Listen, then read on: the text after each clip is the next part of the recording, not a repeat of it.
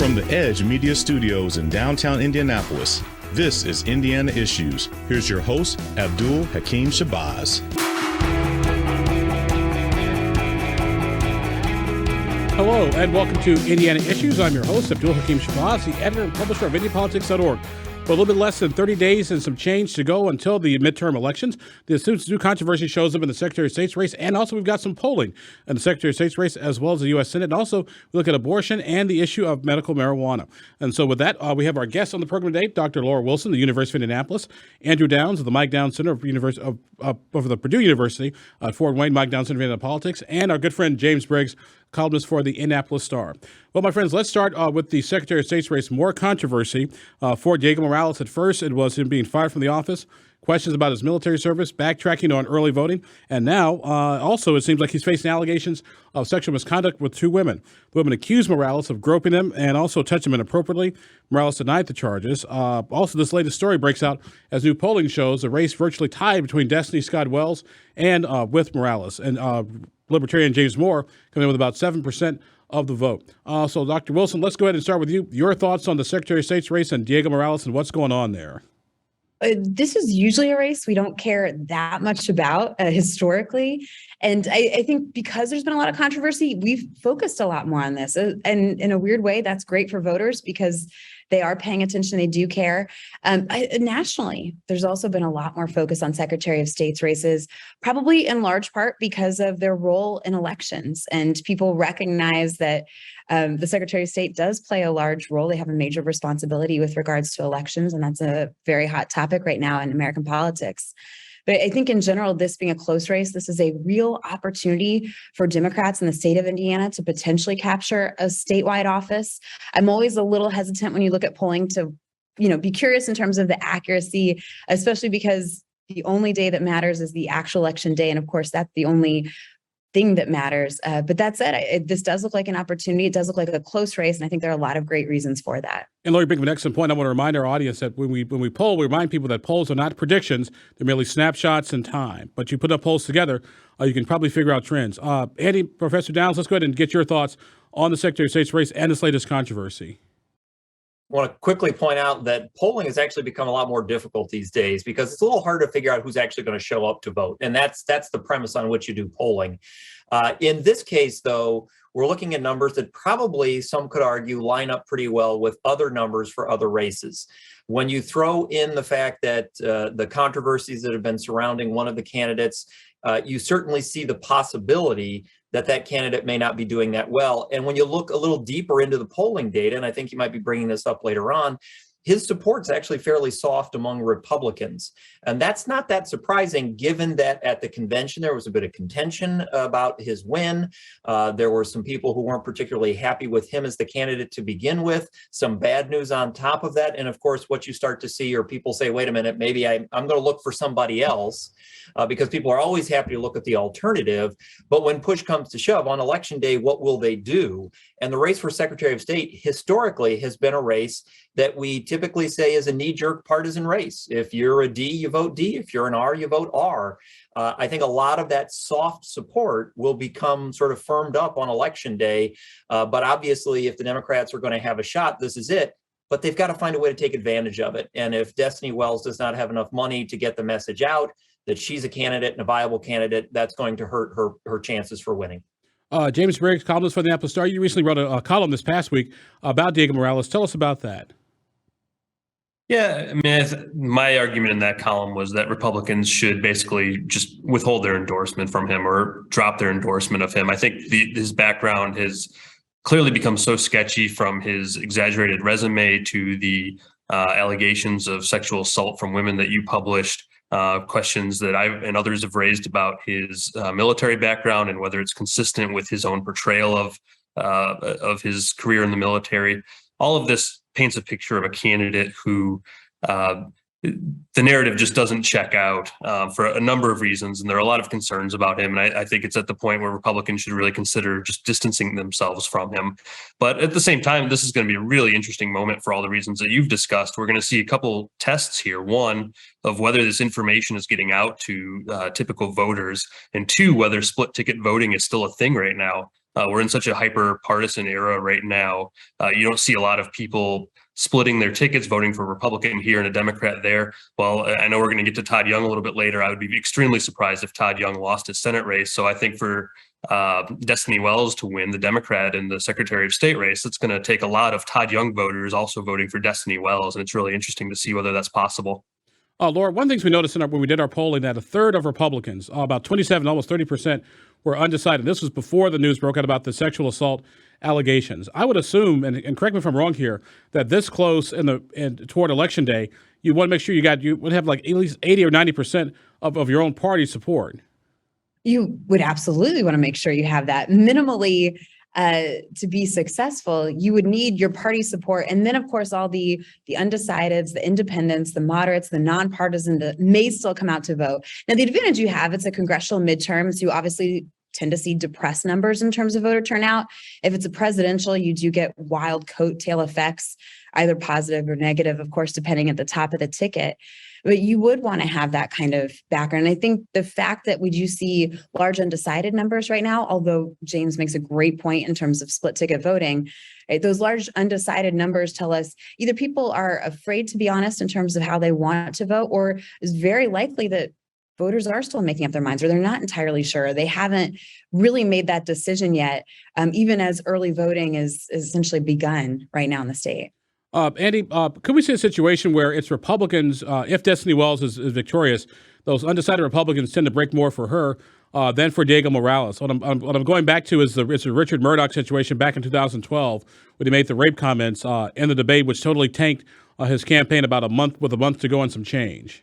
I think that absolutely could be the case here. But let's remember, at that time, there was an awful lot of advertising behind Joe Donnelly that helped propel him. And I'm not sure that Destiny Wells is going to have that much support.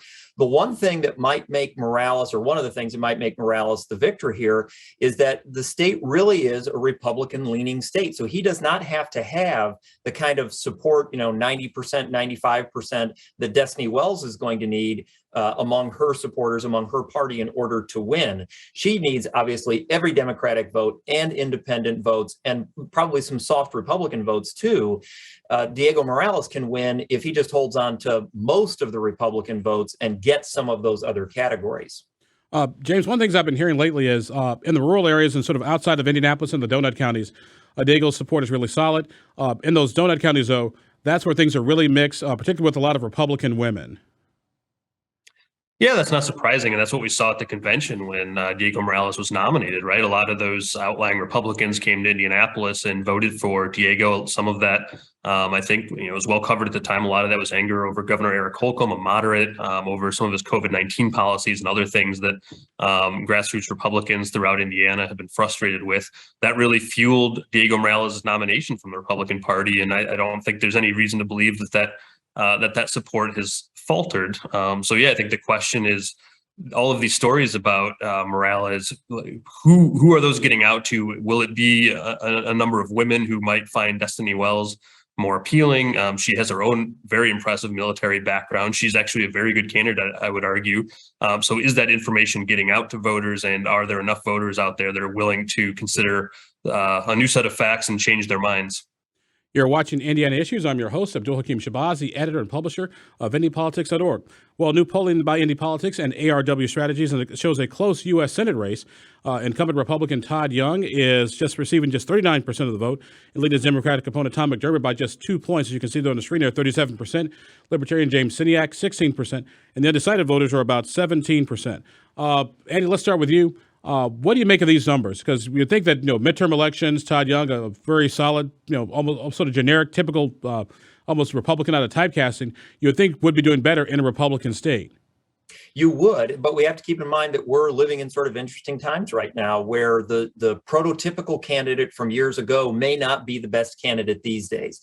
And I think part of what we're seeing in those numbers is some of that more hardcore, more extreme members of the Republican Party are looking for Todd Young to be more supportive of the positions they like. And although his voting record certainly moves in that direction very clearly, he's not as vocal, he's not as present in terms of being way out there. And I think think that's probably softening some of his support. We absolutely have to mention here, though, that these numbers do sort of track with other polling numbers. So to your point about polls being a snapshot in time, now we have a couple of snapshots that say this race is closer than people expected it to be. Laura, it's interesting because I think Andy brings up an interesting point. When Tom McDermott did his polling about a month or so ago, he used Change Research, which was used back in 2020 with Governor Holcomb. A lot of folks gave him a hard time, saying, "No, this is a Democratic poll. The race isn't that close." Now we polled, and guess what? The numbers are pretty much exactly the same. It does. It reveals that that initial poll probably is pretty close. Although that first one that the McDermott campaign did release didn't include the Libertarian candidate, though typically in Indiana, they tend to pull from the Republican opposition. I think one of the things that Andy mentioned should be underscored and emphasized here, and that is saying that Todd Young has been fairly moderate as far as a Republican from Indiana goes. And so there are probably those within the Republican Party that are softer in terms of their support for him. The benefit he has is that we are a Republican state. There do tend to be more Republican voters. And it's less likely that a former Todd Young supporter, or minimally a Republican who has voted for Todd Young in the past when he was up in 2016 initially for this race, would suddenly switch to support Tom McDermott. I'd add to this that though the polling shows it's very close, the campaign finance reveals that it is not. And money matters to a certain extent. It's not tantamount to votes. But when you look in terms of how much money the candidates have in terms of raise and cash on hand, Todd Young coming in at 13 million and I think 6.8 with cash on hand, as I most recently saw. And McDermott has, 600,000. Not even a million there. The money should be negligible on one hand. You'd say, well, support is the most important thing. Votes are the most important thing. But I mentioned that disparity because it can help if you don't have enough support. It can help if you're not polling well is money, having advertisements, having outreach, canvassing, all these different things that you just have more resources to do to make up that gap for election day. And that's the Young campaign may not have thought it would be this closer, that they would necessarily have to do that at this point in the campaign. James, let me get your thoughts on that because Laura brings up an interesting point. The Todd Young campaign has a few $million bucks in the bank to help them get through these last 30 days, while McDermott only has about $600,000 in change. Yeah, we can all agree here this is a snapshot, but I'm going to say I'm fairly skeptical of the snapshot here. One thing I would point out is that there's been a national phenomenon of overrating support for Democrats the last few years, and Indiana has been one of the worst states in the country when it comes to exaggerating support for Democrats through polling. It's not, you don't have to look too far back to remember when Evan Bayh was going to beat Todd Young, John Gregg was going to beat Eric Holcomb, or Joe Donnelly was going to beat Mike Braun. There's just there are a lot of explanations for it. I don't know if anyone has a perfect explanation, but for whatever reason, Indiana specifically seems to be a state where Democrats show up with much too large of an advantage in the polling, and then election day comes around and it just doesn't happen in real life. So that's something I think about in terms of the Senate poll, and I'm pretty skeptical that it's really going to turn out to be that close. One thing I'm going to ask all three of you, when you look at Todd Young and his undecideds, which is about 24%, which is more of the MAGA Republicans. Then on the other hand, you got Diego Morales. His undecideds are about 30%. And they'll consider more the establishment Republicans. Are we seeing, folks, in a way, in sort of real politics, real time, so the divide in the Republican Party these days? Andy, we'll start with you. Yeah, I think we're seeing it, but we also have to keep in mind that people are always happy to consider an alternative. It's rare that when you put a candidate against an unknown, in other words, do you want to re-elect the incumbent against some unknown person? The unknown person quite often does pretty well. Now, what we're seeing happen here is that stretching out a little further into the actual campaigns now. That may not be the perfect example or the perfect explanation, but I think that's part of it. The candidates, or the voters, are actually looking at the candidates, maybe even looking at the Libertarian candidate and saying, should I vote here instead of my usual vote for the Republican Party? As James pointed out, it's tough to poll in Indiana right now. As Laura pointed out, the poll that McDermott did not have the Libertarian candidate in there. So there are reasons to criticize the polls, but at the same time, they certainly suggest that this race might be a lot closer than people would expect, and they present evidence that shows the party does have a bit of a divide net right now. Laura, what are your thoughts on this sort of MAGA versus establishment divide that's sort of playing out here in Indiana with two different types of candidates? Well, we've been seeing it before the candidates. I think in the last several years, there have been small conflicts between the governor and the state legislature, and then the governor and the attorney general. And you see that fissure play out very publicly, not only in the campaign that we are witnessing right now, but in the policy making that's led up to it. Both parties, quite frankly, have to reconcile coalitions. It's the beauty and the challenge of a two-party system, because Americans don't just walk around as red or blue. There's a lot of variety within our constituency. There's a lot of variety within our elected officials, and thus there's a lot of variety in the parties themselves. But it does seem like this is somewhat of a moment of truth, or a moment of promise, opportunity, whatever you think it is, for the Republicans, because you do see that difference within the party itself, and really not just where they've come from, but what they want to do in the future, where they really see their focus, what issues are most important to prioritize, and which ones might take a back burner. I think that is going to be essentially the referendum that this election poses. James, let's talk about the Libertarians for just a quick second here, because on the one hand, you got Jeff Moore, 7%, James Siniak, about 6%. All Libertarians need to keep their battle axe is about 2-3% of the vote, but to have major party status, they need about 10%. In the Secretary of State's race. What do you think their chances are getting that 10%?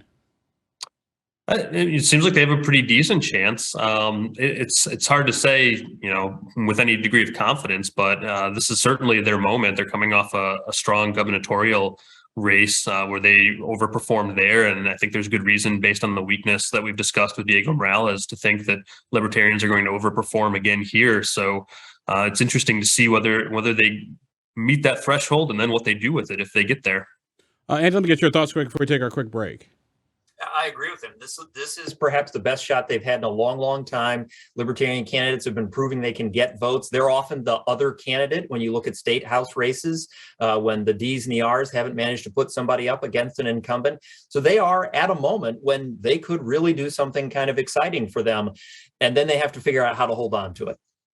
All right. Our guests on the program today are Laura Wilson of the University of Indianapolis, Andy Downs of the Mike Downs Center for Indiana Politics, and James Briggs, columnist for the Indianapolis Star. When we come back, we'll look at the abortion issue, how that'll play out in state house races, and some news regarding marijuana legalization. You're listening to, or rather you're watching, Indiana Issues. I'm Abdul-Hakim Shabazz. We'll be right back.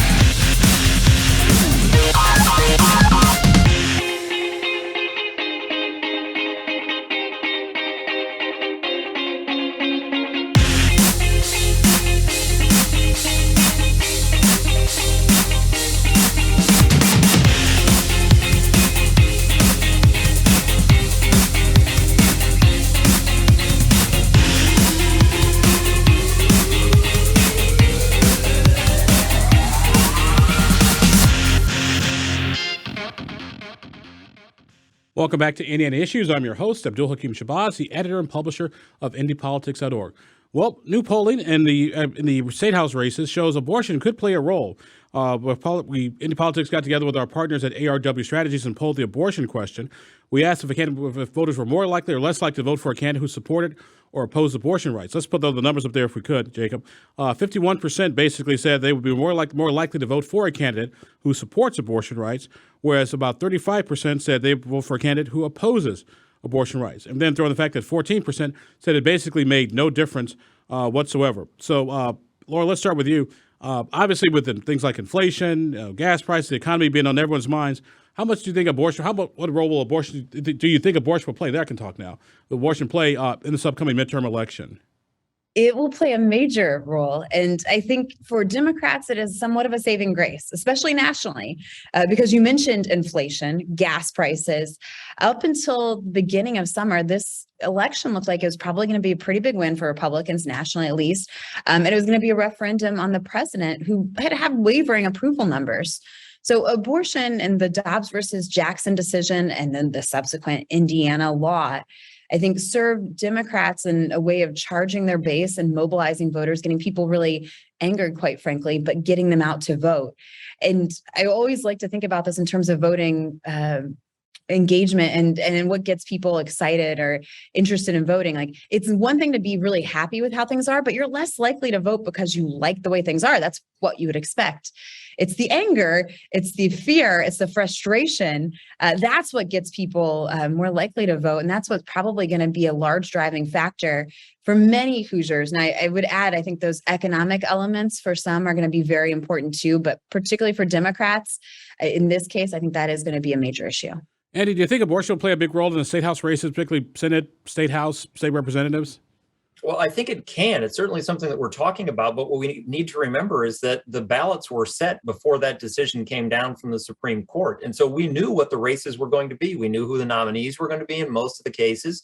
And there's some question about whether or not the Democratic candidates actually have the resources, or for that matter, the quality of the candidate necessary to take full advantage of it. So Laura's right. This is an issue. People are talking about it. It's going to drive turnout, and it may change some of the margins, but I'm not sure that it's going to result in a bunch of seats getting flipped. I could be wrong about that, but when you know the candidates in advance, when you know some of them simply agreed to run because they were going to fall on their sword for their party, it's hard to imagine that an issue like this is going to be able to change the outcome of the elections without somebody going out and getting the resources to do that. James, your thoughts on how the abortion issue will probably play out this election season? Yeah, I mean, I agree with everyone that it's certainly a factor, but it's a very narrow factor in Indiana, especially the state house races you're talking about, where the gerrymandering has made so few races actually competitive.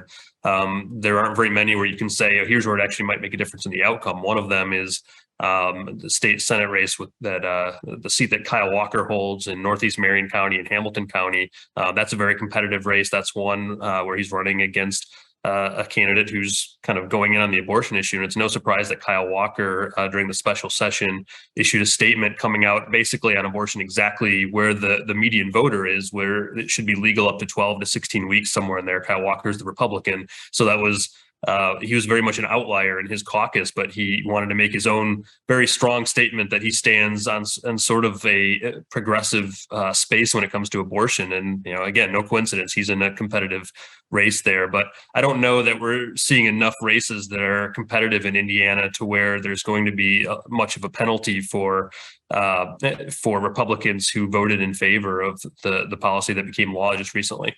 And it's interesting, too, because Laura, I want to get your thoughts. I think the abortion will play a role, but I don't think it'll play that much of a role. I think Republicans will probably go from their super majority just to super majority.